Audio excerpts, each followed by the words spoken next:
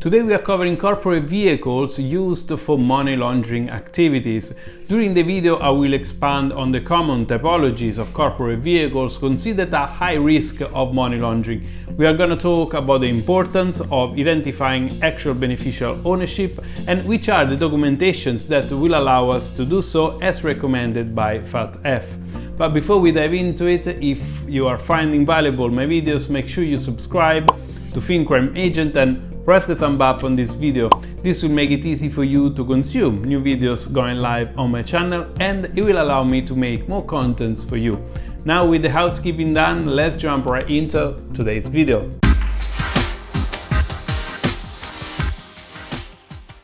Hi and welcome to FinCrime Agent, my YouTube channel where every week I publish a new video to boost your awareness about AML and financial crime prevention. After the huge leak of 11.5 million documents from a Panamanian law firm, the world had to pay more attention to tax havens, offshore companies and beneficial ownership as the Panama Papers were published by the International Consortium of Investigative Journals. Looking at everything these papers revealed so far, the US, the UK and other countries are applying stronger efforts to ensure UBO information are more publicly accessible. These papers put under big spotlights many different methods used by criminals while laundering money, and one of these methods is corporate vehicles.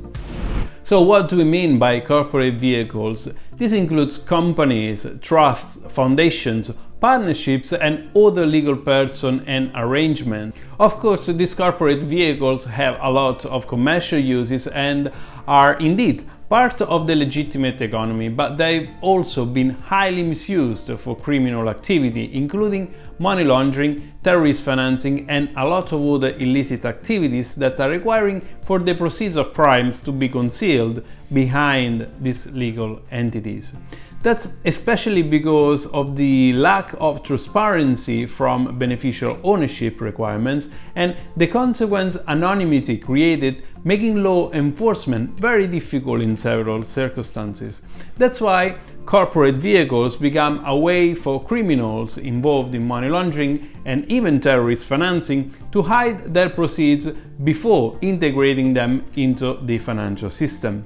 Let's now cover some common typologies of those corporate vehicles used for money laundering activities. Various business organizations and trusts established in various jurisdictions are frequently utilized to mask the actual identity behind them and carry out fraud plans. The entire structure of corporations and trust is quite complicated, which makes it appear as though the transaction is done for a legal reason, which is why third-party investment can also be quickly attracted into those corporate vehicles used in reality for money laundering activities. It's quite hard for these third parties to see through the system, so even if they fall victims to these schemes, they have no idea who is to blame in the end for the loss of their money.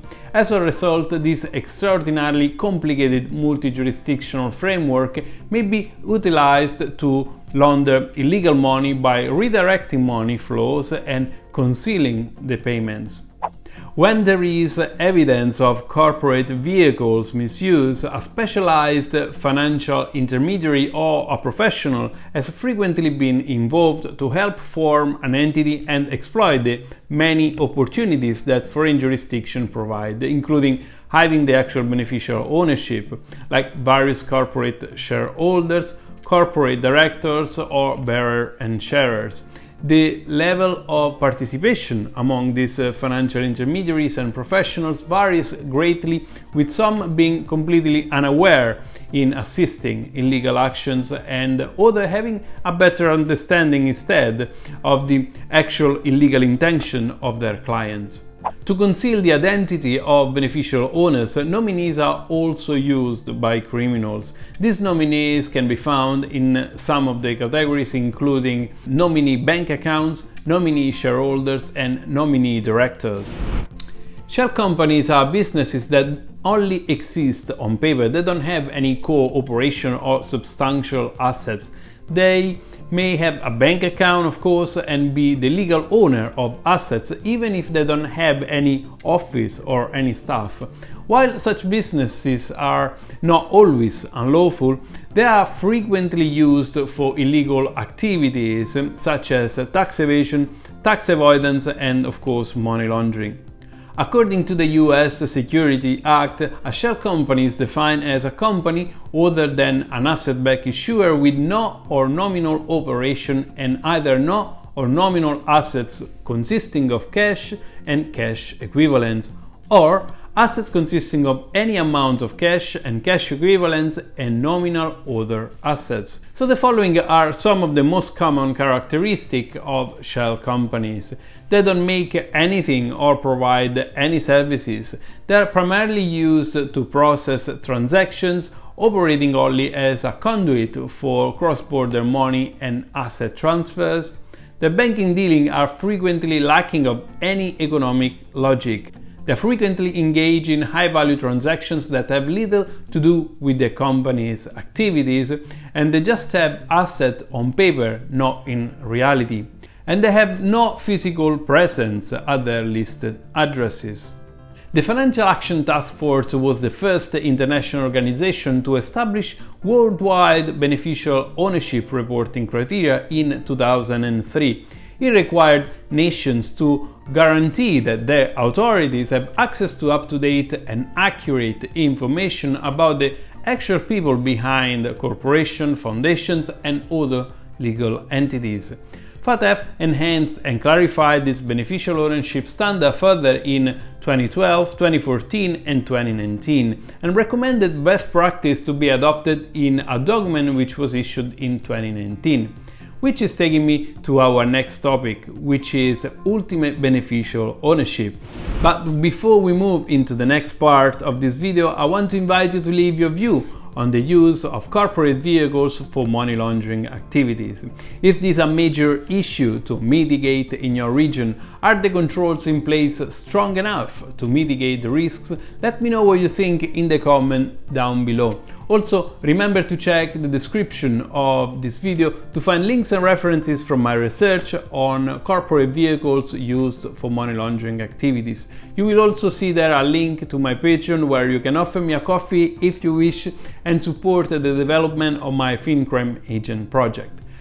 Back to the video now to cover ultimate beneficial ownership.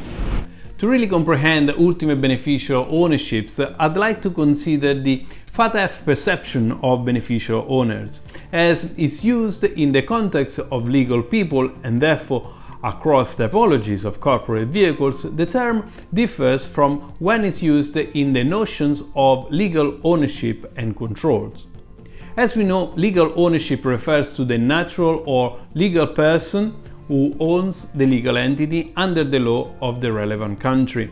Control, on the other hand, refers to the ability to make crucial decisions inside a legal entity and carry them out, which may be achieved in a variety of ways, such as owning a controlling block of shares. However, in order to comprehend the FATF definition, we must first comprehend its critical component, which extends beyond legal ownership and controls.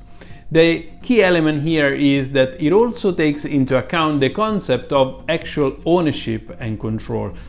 This indicates that the FATF definition focuses on the natural persons who genuinely possess the legal person's capital or assets, as well as those who have effective control over it, rather than merely those who are legally authorized to do so on paper.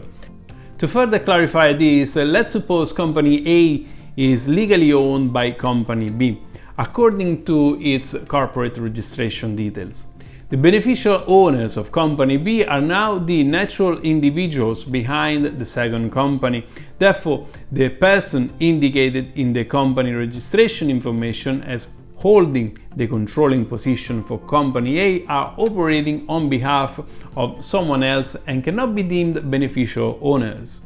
Another important aspect of FATF definition of beneficial owner is that it includes natural people on whose behalf a transaction is being carried out, even if that person does not have real or legal ownership or control over the customer. This component of the FATF definition of beneficial owners focuses on persons who are key to a transaction being carried out, even if the transaction has been purposely constructed to evade control or ownership of the customer while retaining the benefit of the transaction.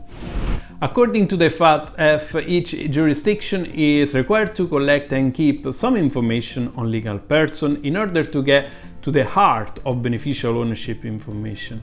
The firm name, evidence of incorporation, legal forms and status, the registered office address, fundamental regulatory power, and a list of directors are all included in this list. Furthermore, the firms must gather and keep essential information such as a registry of their shareholders and members, the number of shares held by each shareholder, and the type of the shares. And with that, we are at the end of today's video. As I mentioned earlier, use the comment section right below of the video to share your view or professional experience in managing risks from those corporate vehicles. If this video was useful to you, you can show your appreciation and support the growth of my channel by subscribing to FinCrime Agent and pressing the thumb up on the video. Also, remember to check the description of the video to find the references and links, including how to support my project on patreon.com/fcagent. And lastly, thank you for watching. I hope you have enjoyed my video, and until next time, see you soon.